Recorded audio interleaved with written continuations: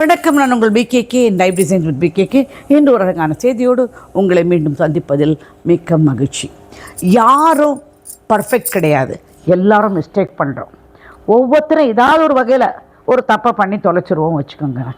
நமக்கு தெரியாமல் தப்பு வேணுன்ட்டு நான் எப்போவுமே பண்ணுறதில்ல இல்லையா? தெரியாமல் தான் நாம் தப்பு பண்ணுறோம். அப்படி பண்ணும்போது என்ன ஆகும்னா கீழே விழுவோம், எழுந்துப்போம், வலிச்சா கூட பரவாயில்லை அப்படின்னு சொல்லி எழுந்துட்டு அந்த கீழே விழுந்து எழுந்ததில் என்ன புரியும்னா, இந்த இடத்துல பள்ளம், இனிமேல் நம்ம பார்த்து தாண்டி போகணும். படிப்பினை தரும். எனவே எது எப்படியானாலும் இந்த அழகான இந்த வாழ்க்கைக்கு, இந்த பிரபஞ்சத்திற்கு, இந்த கடவுளுக்கு நன்றி சொல்வோம். உன்னை பார்த்துக்கிட்டே இருக்காரு.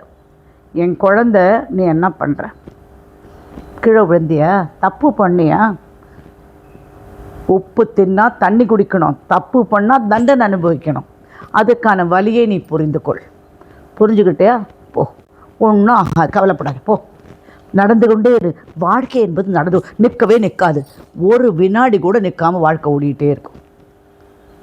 ஆனால் இந்த அருமையான வாழ்க்கை கொடுத்த கடவுளுக்கு நன்றி, அதுதான் ரொம்ப முக்கியம். அதே மாதிரி நாம் கஷ்டப்படும்போது, ரொம்ப இக்கட்டான ஒரு சூழ்நிலை இருக்கும்போது யாருமே இருக்க மாட்டாங்க, நாம் தனியாக தான் இருப்போம். 93 9th ஏப்ரல் 1983 நாங்கள் கஷ்டப்பட்ட போது எங்களை சுற்றி இருக்கிற உற்றார் உறவினர் ஒருத்தருமே காணோம். நானும் அம்மா, எங்கள் ஹஸ்பண்ட் மாத்திரம்தான். ஒரு நம்பிக்கை உரிய ஒரு குரூப் ஆஃப் டீச்சர்ஸ், அவ்வளோதான். அவங்க மாரல் சப்போர்ட் தான் கொடுக்க முடியும், ஃபைனான்ஷியல் சப்போர்ட் கொடுக்க முடியாது. அக்கௌண்ட்டு ஃப்ரீஸ் ஆகிப்போச்சு, கையில் காசு கிடையாது. நான் என்னுடைய காரை கொண்டு போய் என் நண்பர்கிட்ட நான் விற்றுட்டு அந்த காசை வச்சு தான் நம்ம கேஸ்க்கெல்லாம் போனோம். அப்போ எங்களுடைய நண்பர் கைலாசம் சொன்னார், நீங்கள் எப்படி ஆட்டோவில் வருவீங்க, நான் உங்களுக்கு என்னுடைய காரத்தை எடுத்துகிட்டு போங்கன்னாங்க. அந்த காரை எடுத்துக்கிட்டு, நீ மெதுவாக பண்ணக்கூடாது, அவசரமே இல்லை, கொடுக்காட்டியாலும் பிரச்சனை இல்லை. அந்த காரை எடுத்துக்கிட்டு தான் நாங்கள் வேலையை பார்த்தோம். அந்த மாதிரி வெரி ரேர் ஹியூமன் பீயிங் நம்ம வாழ்க்கையில் இருப்பாங்க. ஆனால் கஷ்டப்படும் போது தனியாக தான் கஷ்டப்படுவேன். நீ எத்தனையோ உதவி செஞ்சுருக்கலாம், உயிரையே கொடுத்துருக்கலாம், பிளட்டு கூட கொடுத்துருக்கலாம். ஆனால் அவங்க தூரம் ஒன்று நம்மளை, நான் அப்போவே சொன்னேன் இந்த ஆட்டம் ஆடினான், அதனால தான் இது அப்படிம்பாங்க, அது ஒன்று. ரெண்டாவது, நல்லா வேணும் அப்படின்னு மனசுக்குள்ள. மூணாவது, அச்சச்சோ இப்படியா, நான் எதிர்க்கவே இல்லையே, என்ன பண்ணலாம் அப்படின்னு கூட. இவங்க எல்லாருமே தூக்கி போடுங்க, வேணாம். நீங்கள் மாத்திரம்தான் உங்களுடைய ப்ராப்ளம் கடவுளாலும் பிரபஞ்சத்தாலும் சால்வ் ஆகுமே ஒழிய இவர்களால் ஆகாது, சுற்றி இருப்பவர்களால் உபயோகமே கிடையாது. இது நிறைய பேர் உணர்ந்திருப்பீங்க. இது எனக்கு தெரிஞ்ச லெசன். எங்கே தூக்கி எறியப்பட்டேனோ அங்கே 13 மாடி கட்டிட்டேன், 10 ஸ்கூல் பண்ணிட்டேன். இதெல்லாம் வாழ்க்கை சேலஞ்ச், வாழ்க்கையோட சவால்களை சமாளிக்கும் திறன் உள்ளவர்களாக நீங்கள் உங்களை மாற்றிக்கொள்ள வேண்டும். எந்த ஒரு சிச்சுவேஷன், எனக்கு வேறு மாதிரி சிச்சுவேஷன், உங்களுக்கு வேறு மாதிரி சிச்சுவேஷன், நீங்கள் போய் ஸ்கூல் கட்டிகிட்டு இருக்க முடியாது. நீங்கள் உங்கள் வாழ்க்கைக்கு தேவையான விஷயங்களை நீங்கள் பண்ணிகிட்ருக்கணும். ஒரு நாளைக்கு என்னுடைய ஃப்ரெண்டு, ஒரு பிரபல டைரக்டரோட ஒய்ஃபு, உஷா ராஜேந்தர் அப்படின்னு சொல்லிட்டு, ரொம்ப ஃப்ரெண்டு. நாங்கள் நிறைய விஷயங்கள் டிஸ்கஸ் பண்ணுவோம், நிறைய விஷயம் அப்படி பேசிகிட்டே இருப்போம். அவங்க சொல்கிறாங்க என்கிட்ட, ஆண்டி, நான் ஸ்கூல் கட்ட முடியாது, நீங்கள் சினிமா எடுக்க முடியாது. எவ்வளோ உண்மையான வார்த்தை. எனக்கு என்ன தெரியுமோ அதை தான் நான் செய்ய முடியும், அவங்களுக்கு என்ன தெரியுமோ அவங்க அதை தான் செய்ய முடியும். அப்படி ரொம்ப சிம்பிளாக, ரொம்ப சின்ன பொண்ணு. அப்போது ஒரு 15-20 வருஷத்துக்கு முன்னாடி இந்த பேச்சு. அதனால் உனக்கு தெரிந்த விஷயத்தை நீ செய், நீ கண்டிப்பாக வெற்றி அடைவாய். இவன் சொல்லிட்டான், அவன் பேசிட்டான் அப்படின்னு இருக்கான். எல்லார் முன்னாடியும் நீங்கள் நிமிர்ந்து நின்று நடக்கணும், சாதித்து காண்பிக்க வேண்டும். உங்களால் மாத்திரமே அது முடியும். நீங்கள் அவமானப்பட்ட இடத்தில் நீங்கள் நிமிர்ந்து நிற்க வேண்டும் என்ற அந்த ஒரு அவமானத்தை பற்றியே நினைக்காதீங்க. நீங்கள் நினைக்க வேண்டியது, நான் இதை சரி செய்து நல்லபடியாக வருவேன். அது ஒன்று தான் நீங்கள் நினைக்க வேண்டியது. அதை செஞ்சு காமிங்க. செஞ்சு வாழ்க்கையில் முன்னேற பாருங்கள். அப்படி முன்னேற்ற பாதையில் நீங்கள் செல்லும்போது என்ன ஆகும் அப்படின்னா, ஐயோ இந்த சூழ்நிலை, ஒரு கட்டமான சூழ்நிலை உட்காந்துருக்கீங்க வச்சுக்கோங்க, இதுலேருந்து டோட்டலாக மாறி வேணும் ஒரு விஷயம். எப்படி நடக்கும், எப்படி, ஏன், எப்போ, இது மூணுமே கேள்வி கேட்கக்கூடாது. பிரபஞ்சத்தை கேட்கக்கூடாத ஒரு தப்பு வார்த்தை எப்படி, ஏன், எப்போது. அப்படியே கண்டிப்பாக தெய்வீக நேரத்தில் உங்களுக்கு நடக்கும். கண்டிப்பாக நீங்கள் அந்த சூழ்நிலையில் அப்படி இருந்தால் கூட டக்கு, நான் தான் சொல்லிக்கிறேன், ஒரு பெரிய பிரச்சனை வரும்போது 2 நிமிஷம் டைம் கொடுங்க, ஆசுவாசப்படுத்திக்கிறேன்னு சொன்னால் யாரும் கூடாது. நீங்கள் நின்று பதில் தான் சொல்லணும்னு சொல்ல மாட்டாங்க. போய் உள்ளே நின்று அப்படியே எப்போவுமே ஒரு நோட்புக் தயாராக வச்சுக்கோங்க. ஒரு பேனாவும் நோட்புக்கும் இருக்கணும் உங்கள் பெட்ரூமில். கடகடன் எழுதுங்க, நான் இந்த சூழ்நிலையிலிருந்து நன்றாக வெளிவந்து விட்டேன், பிரபஞ்சத்திற்கு நன்றி. நான் இப்போது மன அமைதியின் சந்தோஷத்துடன் இருக்கிறேன், பிரபஞ்சத்திற்கு நன்றி. என் வாழ்க்கை நல்லபடியாக நடந்துவிட்டு, பிரபஞ்சத்திற்கு. எல்லா விதமான நல்ல விஷயங்களும், பிரச்சனையும் சால்வாச்சுன்னு சொல்லவே கூடாது, எல்லா விதமான நல்ல விஷயங்களும் எனக்கு நடந்து கொண்டிருக்கிறது இப்போது, பிரபஞ்சத்துக்கு நன்றி. எப்போவுமே கிரிட்டிக்கலான சிச்சுவேஷனில் நீங்கள் எழுத வேண்டியது, எல்லா விதமான நல்ல விஷயங்களும் என் வாழ்க்கையில் நடந்து கொண்டிருக்கிறது இப்போது, பிரபஞ்சத்திற்கு நன்றி. இப்போ எழுதுங்க. 11 டைம்ஸ் எழுதிட்டு ஒரு 5 நிமிஷம் வெறும்னா உட்காந்து ப்ரீத் இன் ப்ரீத் அவுட் பண்ணிவிட்டு, ஏதாவது நானாக தான் என்ன பண்ண தெரியுமா, வடிவேலு காமெடி பார்த்துருவேன், இல்லாட்டி விவேக்கோட காமெடி. எனக்கு என்னென்னா, எப்போவுமே அறிவுபூர்வமாக இருக்கிறதால நமக்கு அறிவியல் பூர்வமான விஷயமே பிடிக்காது. ஆனால் அவரும் நல்லா சொல்வார்.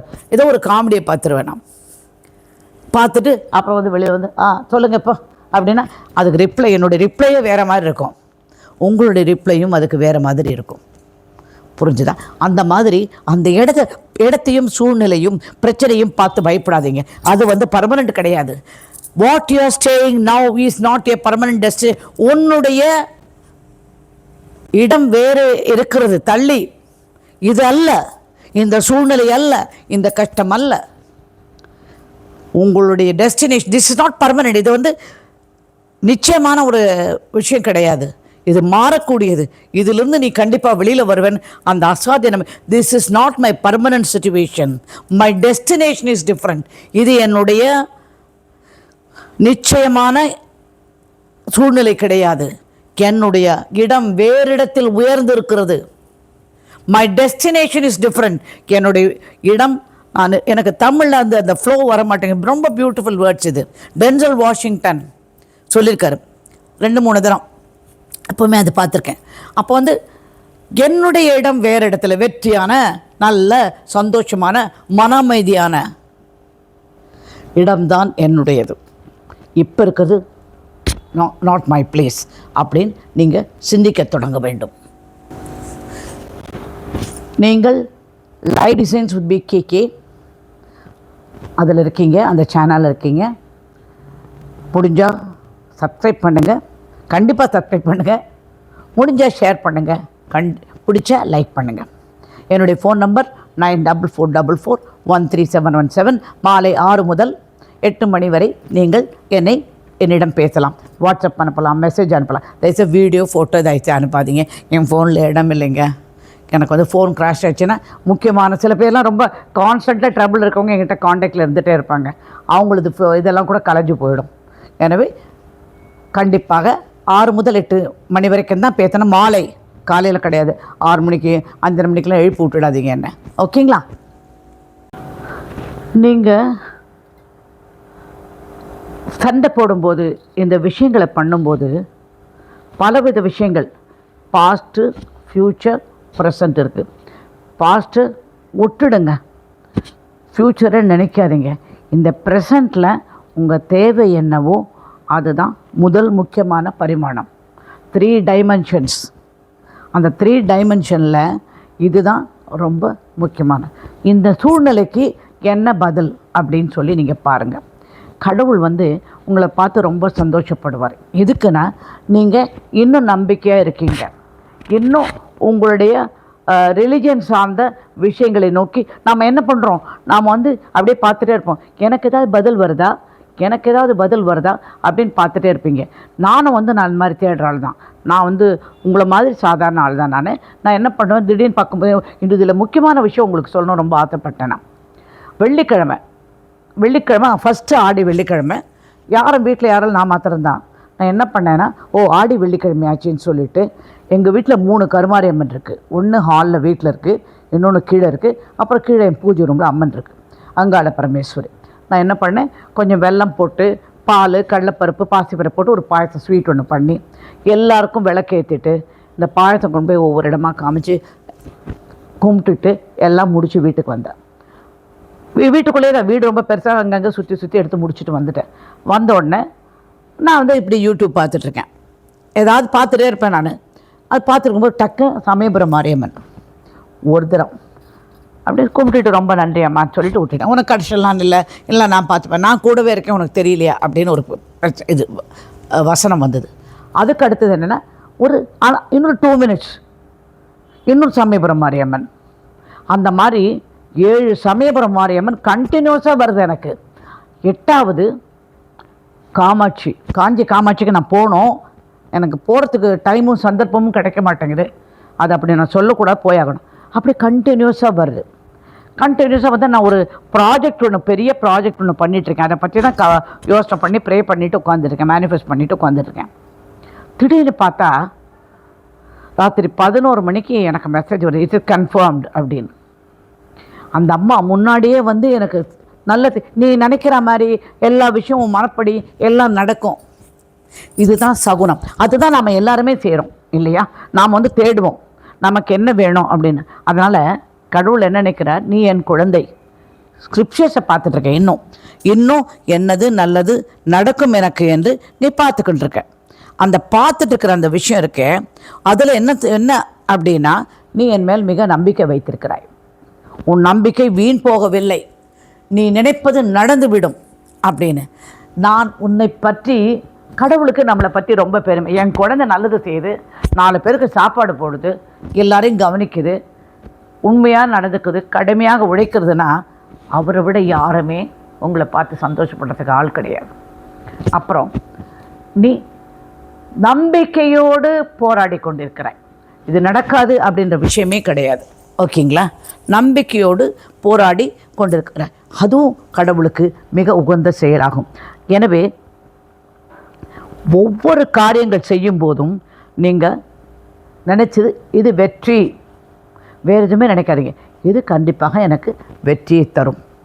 அந்த ஒன்று மாத்திரம் நீங்கள் நினைச்சாலே போதும், நீங்கள் செய்கின்ற காரியம் அனைத்தும் வெற்றியைத்தான் தரும். என்னதான் போராடினாலும், என்னதான் கஷ்டப்பட்டாலும், தினம் காலையில் எழுந்துக்கிறோம், ஒரு மன நிம்மதியோடு எழுந்துக்காங்க, சந்தோஷத்தோடு எழுந்தி, இந்த அடர்ந்து இருட்டான என்னுடைய உலகத்தில் நான் என்னால் வெளிச்சத்தை கொண்டு பரப்புகிறேன், உன்னால் வெளிச்சம் கொண்டு வர முடியும், நீதான் விளக்கு, நீதான் ஒளி, நீதான் சத்தியம், நீதான் உண்மை அப்படின்ற நம்பிக்கை வச்சு அதை நீங்கள் ஸ்ப்ரெட் பண்ண பார்க்கணும். எழுந்த உடனே பிரபஞ்சத்திற்கு நன்றி, அற்புதமான இந்த நாளை எனக்கு தந்ததுக்கு மிக்க மிக்க நன்றி. அதை சொல்லி தான் நீங்கள் காலையில் கண்ணு மூச்சோன்னு சொல்லணும்.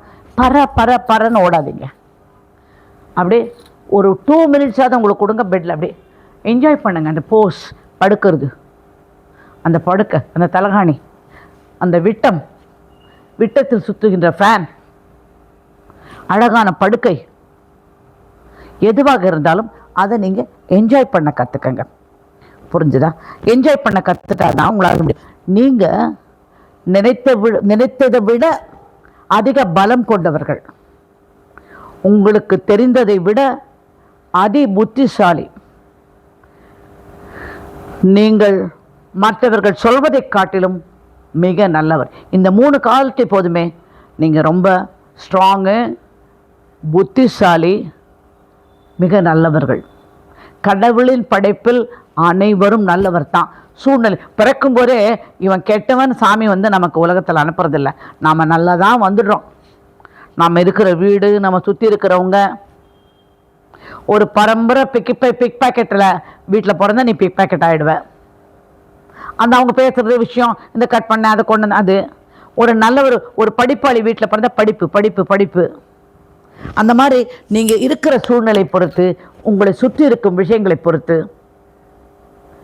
நீங்கள் வந்து வாழ்க்கையை மாற்றி அமைக்க. ஆனால் பிறக்கும் போதே நிர்மால்யம், இன்னசென்ட்டாக ஒன்றுமே தெரியாமல் இந்த உலகத்துக்கு வந்தீங்க. சூழ்நிலை தான் உங்களை மாற்றிவிட்டது.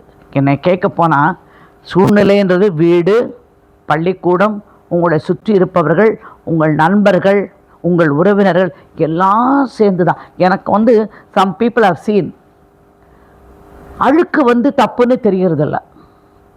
அழுக்காக இருக்கிறது தப்புன்னு தெரியும். அது அப்படியே திறந்த பாட்டில் திறந்தபடி, போன பாட்டில் போனபடி, வீட்டில் அந்த மூலையில் செருப்பு, அந்த மூலையில் குப்பை, அவங்களுக்கு அது தோன்றதில்லை.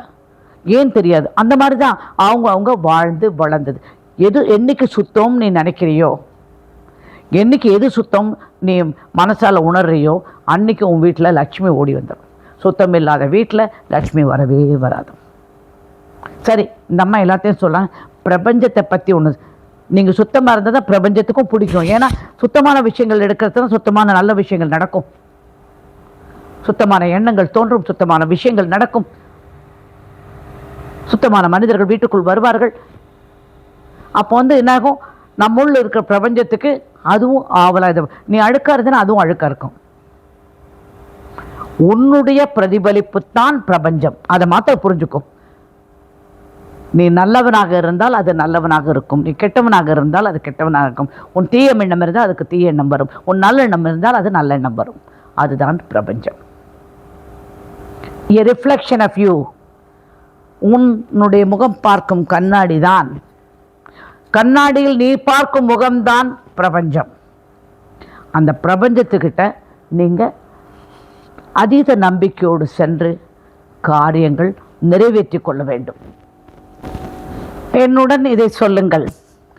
நான் செல்வத்தை இழுக்கும் காந்தம். எதெல்லாம் என் வாழ்க்கையில் தேவையில்லையோ நான் நம்புகிறேன் அது என் வாழ்க்கையிலிருந்து நீக்கப்பட்டு விட்டது. நீக்கப்பட்ட இடத்தில் நல்லன பல எனக்கு இந்த பிரபஞ்சம் அளித்து கொண்டிருக்கிறது. என் வாழ்க்கையில் எப்போதும் மிக சிறந்த அன்பு, சந்தோஷம், செல்வம், அதிசயங்கள் நிரம்பியதாக இருக்கிறது. என் வாழ்க்கையில் தெய்வீக நேரம் எப்போதுமே பிரசன்னமாக, அதாவது இருந்து கொண்டே இருக்கிறது. என் வாழ்வில் நான் நினைக்கின்ற அத்தனையும் நான் அடைய, சாதிக்க வல்லவனாக இருக்கிறேன். எனக்கு தேவையான அனைத்தையும் என்னால் மிக சுலபமாக என் பால் ஈர்க்க முடிகிறது. என்னுடைய தேவை அனைத்தும் அதிகமாக, அளவுக்கு அதிகமாக என்னிடம் வந்து சேர்ந்து கொண்டிருக்கிறது. எனக்கு தேவையான அனைத்தும் எப்போதும் அங்கே காத்திருக்கிறது. நான் என்றும் கடவுளாலும் பிரபஞ்சத்தாலும் ஆசீர்வதிக்கப்பட்டுள்ளேன். நீங்கள் காத்திருக்க வைக்கப்படுகிறீர்களா? பொறுமையாக காத்திருங்கள். எதற்காக என்றால் உங்களுக்கு தேவையான விஷயம் தெய்வீக நேரத்தில், த டிவைன் டைமிங்னு ஒன்று இருக்குது, அந்த தெய்வீக நேரத்தில் தான் உங்களை வந்து சேரும். நல்லபடியாக பொறுமை இழக்காதீர்கள், கடவுளை நிந்திக்காதீர்கள், பிரபஞ்சத்திடம் கோபித்து கொள்ளாதீர்கள். உங்களுக்கு வேணுங்கின்ற அனைத்தும் சரியான நேரத்தில் வரும். உங்களுக்கு தேவையான மனிதர்கள் உங்களை வந்து அடைவார்கள். உங்களுக்கு தேவையான பொருள் உங்களை நோக்கி வந்து கொண்டிருப்பதை உணருங்கள். நீங்கள் அதனிடம் ஓடிவிடாதீர்கள், அது உங்களிடம் தானாக வந்துவிடும். இப்படி யோசனை செய்யுங்கள். நான் எங்கு செல்கின்றேனோ அது ஒரு புதிய வாழ்க்கை. எனக்கு தேவையான அனைத்தும் இந்த இடத்தில் பிரபஞ்சம் எனக்கு கொடுத்து கொண்டிருக்கிறது, எனக்காக காத்திருக்கிறது. என் வாழ்க்கை எங்கே என்னை கொண்டு செல்கிறதோ அத்தனையும் மன அமைதி, சந்தோஷம், நல்வாழ்க்கை தர காத்திருக்கிறது. நன்றி சொல்லுங்கள், பிரபஞ்சத்திற்கு நன்றி. நான் நினைக்கின்ற இந்த நல்வாழ்க்கையை எனக்கு தந்து விட்டமைக்கு, எனக்கு இப்போதே கிடைத்ததற்கு இந்த பிரபஞ்சத்துக்கு நன்றி. கிடைக்காட்டியாலும் இதை நீங்கள் சொல்லுங்கள், கிடைத்ததுக்கு பிரபஞ்சத்திற்கு நன்றி. நான் மிக சந்தோஷமாகவும் மன அமைதியுடன் இருக்கிறேன் இப்போது, பிரபஞ்சத்திற்கு நன்றி. இதை சொல்லி ரிப்பீட் பண்ணிகிட்டே வாங்க. என்னெல்லாம் நினைக்கிறீங்களோ அத்தனை நிறைவேறும். இது சத்தியம். நீங்கள் நினைக்கின்ற விதம் எண்ணுகின்ற எண்ணம், உணர்வு எல்லாம் வார்த்தைகள் எல்லாமா சேர்ந்து உங்கள் கனவுகளோடு சமர்ப்பியுங்கள். அதிவேகமாக இந்த எலக்ட்ரோ மேக்னெட்டிக் வேவ் ஆழ்மனம் சென்று அடைந்து அதை புரியும்படி செய்து உங்களுக்கு தேவையான அனைத்தும் உங்கள் வாழ்க்கையில் தரும். இது நிச்சயம். இனி ஒரு அழகான செய்தியோடு உங்களை மீண்டும் சந்திக்கிறேன்.